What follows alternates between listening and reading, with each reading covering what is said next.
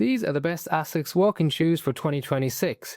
The Nimbus, the Cumulus, Glideride Max, GT-2000, Gel Pulse and the Gel Kayano. But most people choose the wrong one, because there are 3 big mistakes that people make when choosing the best Asics shoes for walking. And by the end of this video, you'll know exactly which one you should choose for you. So let's start off with mistake number 1. That is that people often assume that the softest, most max cushion shoe is the best one for walking. Well, we know that softer cushion shoes actually make your muscles and your tendons work hard, and that can lead to increased fatigue and soreness at the end of a day. Mistake number 2 is that people buy stability shoes when they don't need them. Flat feet or overpronation doesn't automatically mean that you need extra support. And the third mistake is that people overspend on premium shoes when a cheaper model would do the job just as well. Often a budget shoe of today feels like the premium shoe of a few years ago. So every shoe in this video solves one of those mistakes, and let's start with the biggest one first. Softer isn't always better.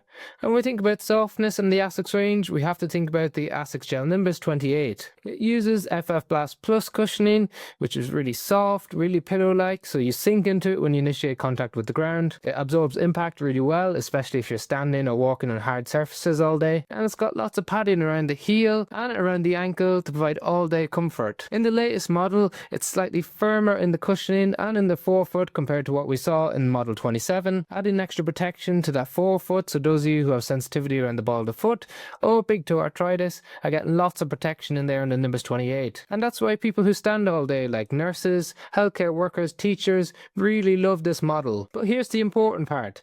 The softer cushioning isn't for everyone. Some walkers will actually feel a little bit more unstable underfoot when they step into the Nimbus, so often having a more rockered shoe or less cushioning is more favourable. And that brings us into a lesser known shoe in the Asics range, which is the Asics Glideride Max 2. Instead of soft foam doing all the work, it's got a really rockered profile built into the shoe. This shape helps you roll forward while you walk without wasting energy by sinking into the shoe and having to push back out again. The design is orientated around keeping your legs fresher over a longer period of time. It reduces the amount of workload placed on your calf and your Achilles, and this model feels surprisingly stable despite having quite a rockered platform underneath it.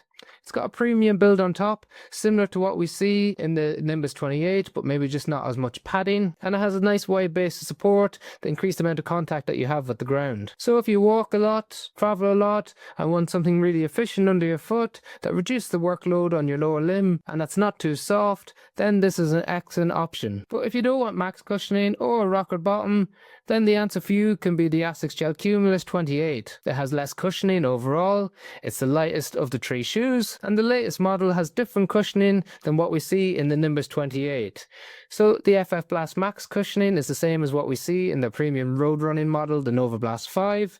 It's very bouncy, energetic and quite fun to walk in. Because of the lower amount of cushioning, it feels quite stable underfoot, it's got a wide base of support and some sole flare, which is where the sole comes out wider than where your foot sits in the ground, giving you lots of stability, making it more of a classic stable neutral rather than neutral only shoe. It's a true to size and length, plenty of space in the toe box, and it comes in a wide version as well. So a completely underrated shoe in my opinion, especially with this latest model. You're getting a huge amount of value in a shoe for a slightly lower price than the premium models of the Glideride or the Nimbus. But what if you actually need some extra support? And this is where mistake number 2 comes into play. A lot of people assume that they need a stability shoe, but most people don't need aggressive support. They just need a little bit more guidance underfoot. And that's exactly where the GT-2000 version 14 comes into play. It has the same type of cushioning as what we see in the Cumulus 28, but has a 3D guidance system built into it. So as a result, it's not as bouncy, therefore making it a bit more stable.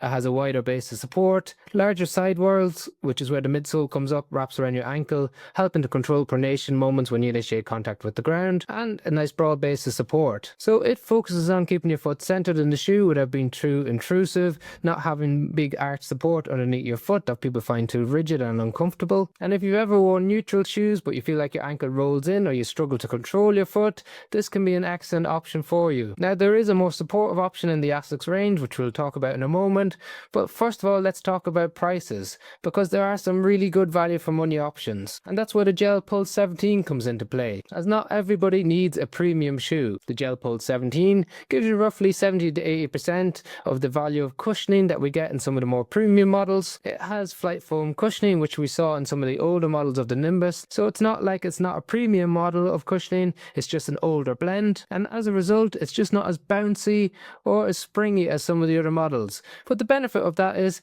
a lot of people appreciate a slightly firmer base underneath their foot.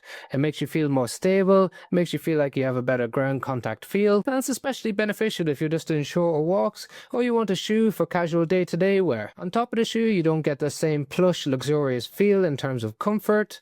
It's slightly stripped back, but at the same time it's perfectly comfortable for day-to-day use, for commuting, for walking to the shops. It definitely holds its own. So if you're someone who does 3 to 10k steps rather than 15 to 20k steps in a day, and you just want a reliable walking shoe without paying that premium price, the Gel Pulse 17 is an excellent option. And honestly, for a lot of people just buying their first Asics walking shoe, this is a great entry point for them. Now let's talk about one of my favourite stability shoes of the last 12 months. That's the Asics Gel Kayano 32. It's one of their most supportive options, but it feels a lot more similar to the Gel-Nimbus than you might think.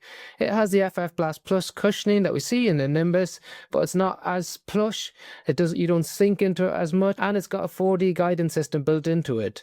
So if you think about the GT-2000 having a 3D guidance system, in addition to that, you've got an arch support built into the Gel Kayano. That's not too intrusive, it's relatively subtle, and you don't feel it as much as some other brands because the cushioning is a little bit more soft. So instead of just sinking into the shoe, you get a very controlled shoe that keeps you centered in the shoe as you walk, has a nice rocker to help you push off, but it gives you that arch support for those of you who struggle with pronation moments, or if you've got a flatter foot that just needs that extra arch support built into a shoe. It's also an excellent option if you walk on hard floors or you have to stand on hard floors for long periods of time and you just need that extra element of support. This is a shoe that you can wear for short walks or for longer distance walks, giving you that support all day long, helping to reduce foot fatigue. As it's got built-in arch support, it's not a shoe that I'd recommend to put in orthotics if you're someone who wears them, as that extra arch support will slightly tilt your foot excessively outward and reduce the effectiveness of the orthotic that you have. So let's make this simple. If you want the most premium comfort, the Nimbus 28.